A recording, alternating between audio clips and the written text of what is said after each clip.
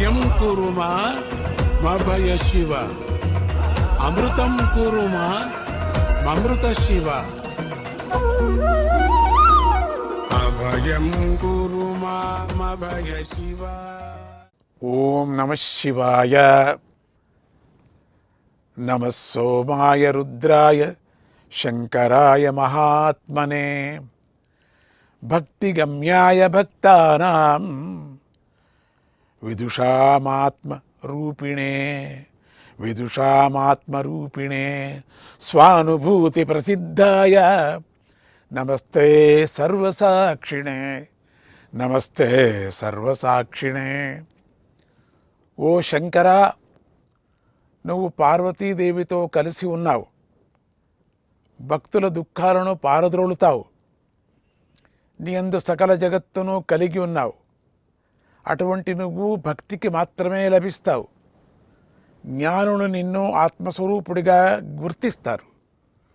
స్వయం ప్రకాశరూపుడివైన నువ్వు సర్వాన్ని ప్రకాశింపజేస్తూ ఉన్నావు. సర్వానికి సాక్షి అయి ఉన్నావు. అటువంటి పరమేశ్వర, నీకు నమస్కారం. ఓ పశుపతి, నాకు ఏ మంత్రాలు రావు, ధర్మాలు తెలియవు, సంగీత సాహిత్యాలు రావు, మంత్రతంత్రాలు తెలియవు. నాకు నువ్వే గతి, నేను నిన్నే నమ్ముకున్నాను, నన్ను నడిపించు అని పూర్తి శరణాగతుడై ఉండాలి. అప్పుడు స్వామి అటువంటి భక్తుడి బాధ్యతను తీసుకొని నడిపిస్తాడు. పరమేశ్వరుడు పంచముఖాలు ధరించి ఈ లోకాన్ని రక్షిస్తున్నాడు. తత్పురుషమూర్తి అయి తూర్పు దిక్కున నిలిచి కాపాడుతున్నాడు. అఘోరమూర్తి అయి దక్షిణ దిక్కున నిలిచి కాపాడుతున్నాడు. సత్యోజాతమూర్తి అయి పశ్చిమ దిక్కున నిలిచి కాపాడుతున్నాడు. వామదేవమూర్తి అయి ఉత్తర దిక్కున నిలిచి కాపాడుతున్నాడు. ఈశానమూర్తి అయి ఆకాశంలో నిలిచి కాపాడుతున్నాడు. ఈ పంచమూర్తుల ముఖాల నుండే నమశివాయ మంత్రం ఆవిర్భవించింది. కనుక సకల జీవులలోనూ జ్ఞానం గల మానవులు ఈ దివ్య మంత్రాన్ని జపించి తరించాలి. పూర్వం ఊర్ణనాభుడు దేవత ఈ ఉండి కూడా తన జ్ఞానాన్ని వినియోగించుకోలేదు. ఒకనాడు అతడికి సృష్టికి ప్రతిసృష్టి చేయాలని ఒక వింత చెడు బుద్ధి పుట్టింది. బ్రహ్మదేవుడు ఒక బొమ్మను సృష్టిస్తుంటే వీడొక బొమ్మను ప్రతిగా సృష్టిస్తున్నాడు. అందుకు బ్రహ్మదేవుడు కోపించి, నువ్వు భగవంతుడి నియమాన్ని ఉల్లంఘిస్తావా, సృష్టి కార్యాన్ని అవమానిస్తావా, అయితే జ్ఞానం లేని సాలుడివై పుట్టు అని శపించాడు. అందుకు ఊర్ణనాభుడు బ్రహ్మదేవుడి కాళ్ళు పట్టుకొని, దేవా క్షమించండి, తప్పు చేశాను, నేను తరించే ఉపాయాన్ని చెప్పండి అని వేడుకున్నాడు. అందుకు బ్రహ్మదేవుడు దయ తలచి, అడవిలో జీవించు, అక్కడ నీకు వాయులింగ దర్శనం అవుతుంది. ఇక నువ్వు ఆ శివుడిని వదలకు. నీ శక్తి కొద్దీ నువ్వు చేయవలసిన సేవతో శివుణ్ణి మెప్పించు, నీకు ఆ జన్మలోనే మోక్షం లభిస్తుంది అని భూలోకానికి పంపించాడు. ఊర్ణనాభుడు భూలోకానికి వచ్చి సాలీయుడై స్వర్ణముఖి నదీ తీరాన గల అడవులలో జీవిస్తూ ఉన్నాడు. ఒకనాడు సాలీయుడుకు వాయులింగం యొక్క దర్శనమైంది. ఇక సాలీయుడు అపారమైన భక్తిని పెంచుకొని శివుణ్ణి వదల్లేదు. నా శివుడికి నీడ కల్పించాలని బూజుతో ఒక గొడుగు కట్టి చాలా కాలం సేవించింది. ఒకనాడు శివుడు ఆ సాలీయుడును పరీక్షించాలని దీపంలో చేరి బూజును కాల్చేశాడు. దీపం చేసిన ఆ పనిని సాలీయుడు చూసి, నేను దీపాన్నే మింగేస్తాను అని అగ్ని మీదకి వెళ్ళింది. అప్పుడు దాని రెక్కలు కాలిపోయాయి, శరీరం కాలిపోయింది. అయినా అది లెక్క చేయలేదు. అందుకు శివుడే కరిగిపోయి ఆ సాలీయుడును తనలో కలిపేసుకొని మోక్షమే ఇచ్చేశాడు. ఇలా భక్తి కలవారిని గెలిపించే భగవంతుడు మరొక సందర్భంలో ఏ సంపదలు లేని కేవలం భక్తి మాత్రమే గల ఏనుగుని గెలిపించాడు. సంపదతో కూడి భక్తి ఉన్న సర్పాన్ని గెలిపించాడు. పూర్వం కృతయుగం, త్రేతాయుగం, సంధికాలంలో ఒకనాడు శివరాత్రి పండుగ వచ్చింది. ఆనాడు అందరూ ఎంతో భక్తి శ్రద్ధలతో శివుడి మీద మనస్సు నిలిపితే నాగలోకంలోని కాలుడనే నాగుడు మాత్రం ఆ భూలోకంలో ఉండే భోగాల మీద మనస్సు నిలిపాడు. అందరూ శివశివ అని ఆనందతాండవం చేస్తుంటే ఈ కాలుడు పానీయాలు తాగి మత్తెక్కి మదమెక్కి విలాసంగా చిందులు తొక్కాడు. ఎప్పుడు చేసే పూజ కదా కనుక పూజ తర్వాత చేసుకుందాంలే అనుకున్నాడు.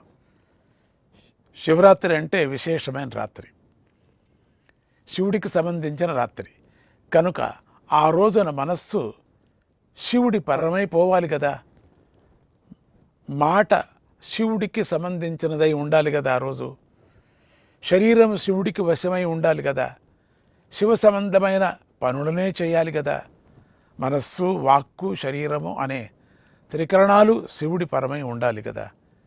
వీటిని కాలుడు చేయకపోయేసరికి శివుడి దృష్టి కాలుడి మీద పడింది.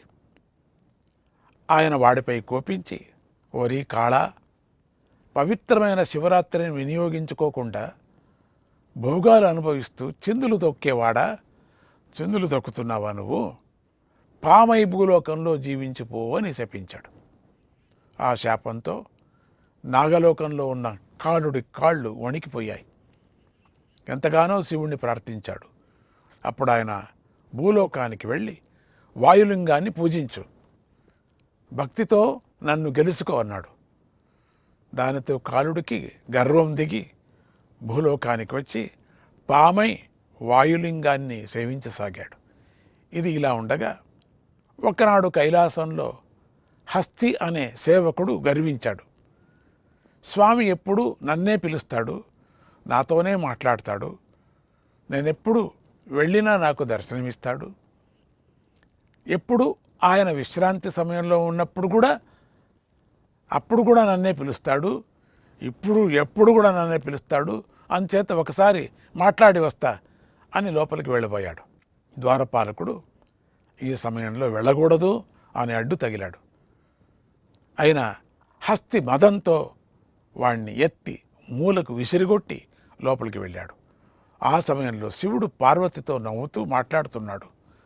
ఆ హస్తి టక్కున అక్కడికి వచ్చేసరికి శివుడికి కోపం వచ్చి, ఓరీ హస్తి, ఎందుకురా నీకింత గర్వం, నిన్ను పిలవటం నీతో మాట్లాడటంతో నువ్వు గొప్పవాడైపోయావా, ఇంత అహంకారంతో ప్రవర్తిస్తావా, నువ్వు భూలోకంలో ఏనుగు అయి పుట్టు అని శపించాడు. దానితో హస్తి యొక్క అహంకారం అణిగిపోయింది. శివుడు కాళ్ళు పట్టుకొని వేడుకోగా, నువ్వు భూలోకంలో నా వాయులింగాన్ని సేవించు, భక్తితో నన్ను గెలుచుకుంటే నీకు శాప విముక్తి కలుగుతుంది అన్నాడు. వెంటనే హస్తి భూలోకానికి వచ్చి ఏనుగయ్యాడు. వాయులింగాన్ని దర్శించి ప్రతిరోజు భక్తితో పూజించసాగాడు. పాము వచ్చి ఆ ముళ్ళు మండలను తొలగించి మణులు పెట్టి పూజించసాగింది. ఏనుగు వచ్చి మణులను పిచ్చిరాళ్ళనుకొని తొలగిస్తే పాము వచ్చి మారడి కొమ్మలను ముళ్ళు మండలను అనుకొని తొలగించింది. ఒక రోజున వాటి మధ్య వైరం పెరిగిపోయింది. అవి ఎదురుపడి చంపుకోవాలని చూశాయి. అప్పుడు పాము ఏనుగు తొండంలోకి దూరి చంపాలని ప్రయత్నించింది. ఏనుగు పాముని చంపాలని ప్రయత్నించింది. పెద్ద శిలకేసి గుద్దుకుంది. ఆ భక్తి యుద్ధానికి బోళాశంకరుడు కరిగిపోయాడు. అవి రెండు నా కోసమే పోటీ పడ్డాయి, నన్ను పూజించాలనే భావించి ప్రాణాలను లెక్క చేయకోకుండా యుద్ధం చేశాయి అనుకొని సంతోషించాడు. వాటికి మోక్షాన్ని ఇచ్చి అనుగ్రహించాడు. ఆ జంతువుల మీద ప్రేమతో వాటి పేరు స్థిరంగా నిలిచిపోయేలాగా శ్రీకాళహస్తీశ్వరుడిగా ప్రసిద్ధికెక్కాయి. ఇలా ప్రాణికోటికి శివానుగ్రహం కలగటానికి భక్తి ఒక్కటే కారణం. కనుకనే సాలీడు వేదాలు చదవకుండానే భక్తితో శివానుగ్రహాన్ని పొందింది. పాము శాస్త్రాలను తిరగవేయకుండానే భక్తితో శివకృపను పొందింది. ఏనుగు అసలు చదువుకోకుండా భక్తితో శివుడి మనస్సు గెలుచుకుంది. బోయవాడు ఏ జపాలు చేయకుండా భక్తితో శివుణ్ణి వశం చేసుకున్నాడు. కనుక భక్తికి వశుడయ్యే స్వామిని నిశ్చల భక్తితో ఆరాధించండి. మీ కోరికలు తీరుతాయి.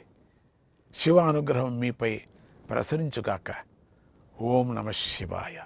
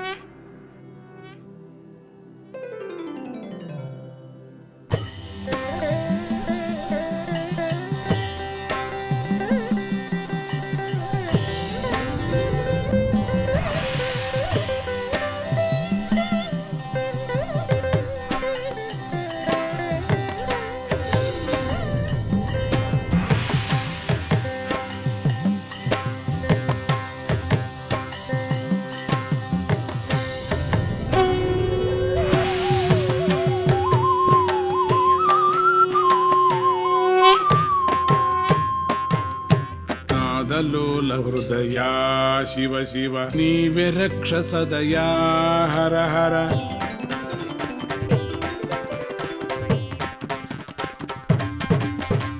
నాదలోల హృదయా శివ శివ నీవే రక్ష సదయా హర హర. నాదలోల హృదయా శివ శివ నీవే రక్ష సదయా హర హర.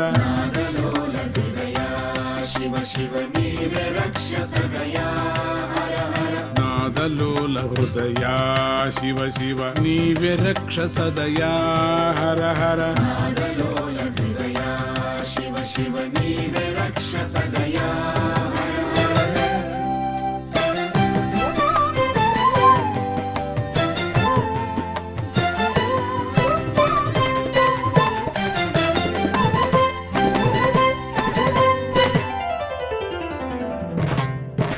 కరళకంఠ సాంబా శంభో గురువరాతి సౌమ్యా దేవ.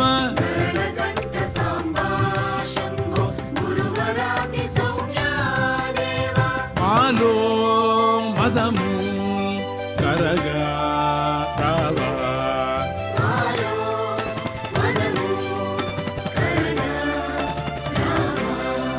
శివుడా భవుడా హరుడా సకుడా. నాదలోల హృదయా శివ శివ నీవే రక్ష సదయా హర హర. నాదలోల హృదయా శివ శివ నీవే రక్ష సదయా హర హర. నాదలోల హృదయా శివ శివ నీవే రక్ష సదయా హర హర. నాదలోల హృదయా శివ శివ నీవే రక్ష సదయా హర హర.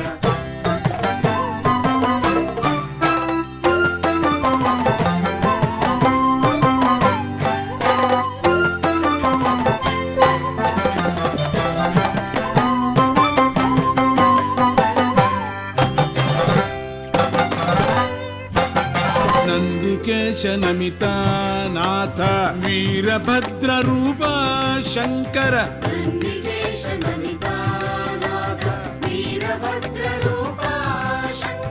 శమదా దమదా శుభదా సుఖదా.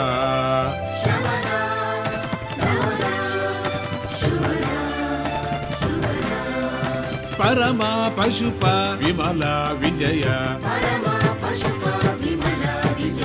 నాదలోల హృదయా శివ శివ నీవే రక్ష సదయా హర హర. నాదలోల హృదయా శివ శివ నీవే రక్ష సదయా హర హర. నాదలోల హృదయా శివ శివ నీవే రక్ష సదయా హర హర. నాదలోల హృదయా శివ శివ నీవే రక్ష సదయా హర హర.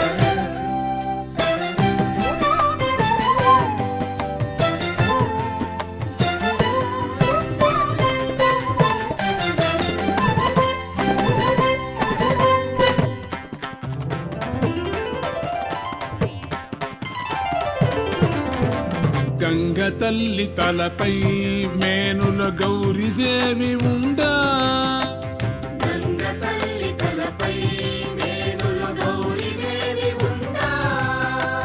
పరమశాంతి నిండే శివుడిని కంటి నిండ చూడా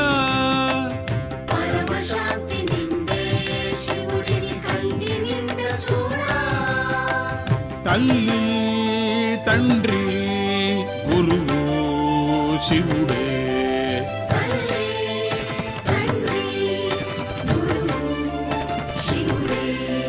సచిదానందుడు శివుడే శివుడే నాదలోల హృదయా శివ శివ నీవే రక్ష సదయా హర హర